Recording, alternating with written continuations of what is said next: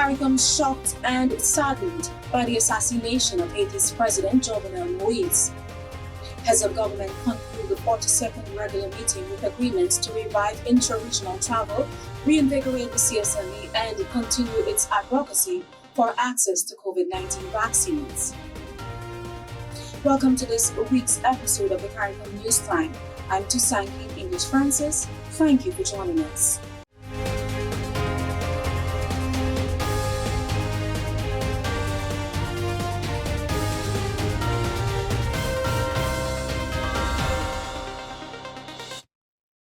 Heads of government of the Caribbean community, CARICOM, are shocked and saddened by the assassination of a member of the CARICOM family, His Excellency Jovenel Moise, during the early hours of July 7th in his private residence in Haiti. The heads of government met in a special emergency session on Wednesday in the wake of the assassination and issued a statement on their concerns about the developments in Haiti. In the statement, they expressed their concern about the condition of Haiti's First Lady, Her Excellency Martine Moise. The rest of the statement reads, Heads of government strongly condemn this abhorrent and reprehensible act that comes at a time of deep turmoil and institutional weakness in the country. They called for the perpetrators to be apprehended and brought to justice, and for law and order to prevail. In accordance with its values, as expressed in the Charter of Civil Society, the Caribbean community does not settle its differences with violence, which undermines democracy and the rule of law, but peacefully through dialogue and recourse to democratic institutions. In light of Haiti's membership of CARICOM and the family ties that bind the people of Haiti and CARICOM together, CARICOM expresses its willingness to play a lead role in facilitating a process of national dialogue and negotiation to help the Haitian people and their institutions to craft an indigenous solution to the crisis. They called on the people of Haiti to remain calm and to overcome their differences and unite at this moment of national peril. As a mark of respect, the member states of the community and the CARICOM Secretariat will fly their national flags and the CARICOM standard at half-mast for the next 3 days, beginning immediately, as well as on the day of the funeral. Interim Prime Minister of Haiti, Claude Joseph, declared a state of siege in the CARICOM member state following the assassination of 53-year-old Moise and injury to his wife. CARICOM heads of government, third states, regional and international organizations were unanimous in their condemnation of the assassination of the Haitian president. The OAS, in a statement, said it condemned the assassination in the strongest possible terms. This attack is an affront on the entire community of democratic nations represented in the Organization of American States, the OAS said. United Nations Secretary General Antonio Guterres also denounced the assassination of the president of Haiti in the strongest possible terms. The perpetrators of this crime must be brought to justice, Secretary General Guterres said, as he extended his deepest condolences to the people of Haiti. The death of President Moise came hours after CARICOM heads of government concluded the 42nd regular meeting of the conference. They agreed to revive inter-regional travel, reinvigorate the CSME, and continue the advocacy for equitable access to COVID-19 vaccines. Prime Minister Gaston Brown of Antigua and Barbuda assumed the leadership of the community as of July 1st and chaired a meeting. He took over the reins of the community from Prime Minister of Trinidad and Tobago, Dr. the Honorable Keith Rowley. At the outset, I want to thank my predecessor as chair of the community, Dr. the Honorable Keith Rowley, for his tireless efforts on behalf of the region during his term as chairman. I applaud in particular his persistent efforts in pursuit of life-saving vaccines for the region, which has borne some fruit. Thank you very much, Prime Minister Rowley. I must also convey profound appreciation to our outgoing Secretary General, Ambassador Erwin LaRocque, for his sterling service to our community during a most difficult period.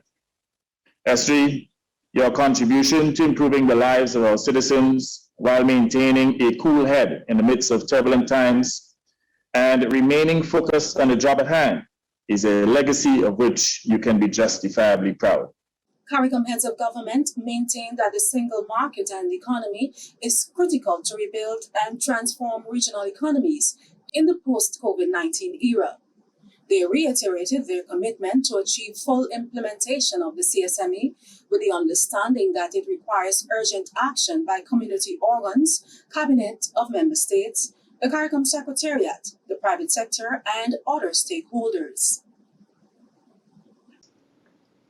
A special meeting of the Council for Trade and Economic Development will be held urgently to consider proposals for immediate action on CSME implementation.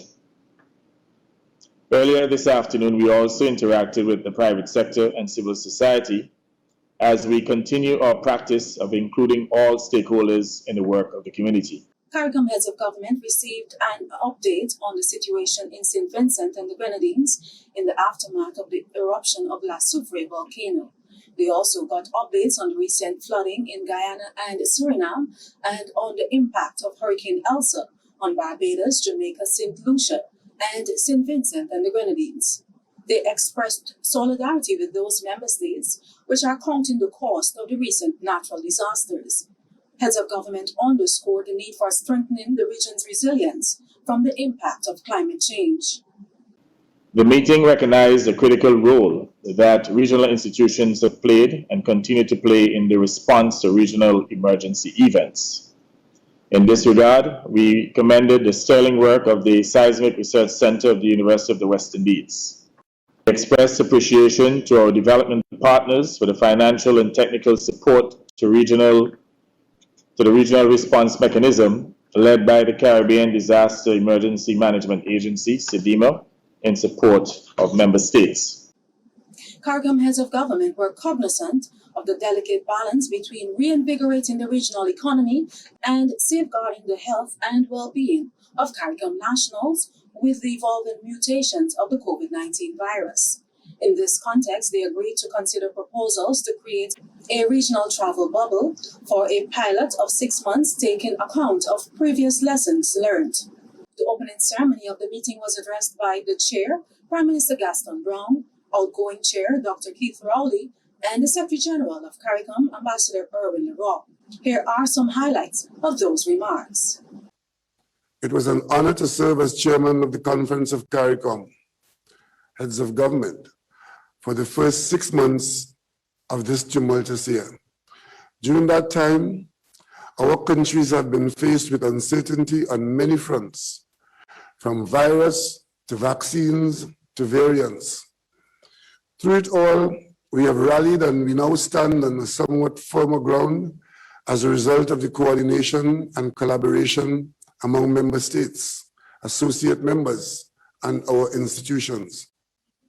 Mr. Chairman, heads of government, as we mourn the continuing loss of life and count the costs of lost livelihoods from the COVID-19 pandemic, we must design a recovery that will not only resuscitate our economies, but also enhance the resilience of our community. It is our duty to fortify our community against the factors that threaten its viability and the sustainable well-being of our people. Stay tuned for our upcoming episodes for more on the 42nd meeting of the CARICOM Heads of Government Conference.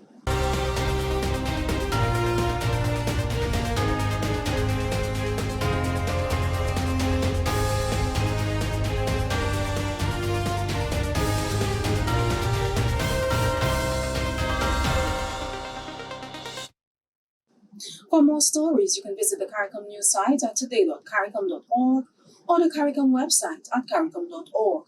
Like our Facebook page, follow us on Twitter, and be sure to subscribe to our YouTube channel. Thank you for watching. Be safe and see you next time.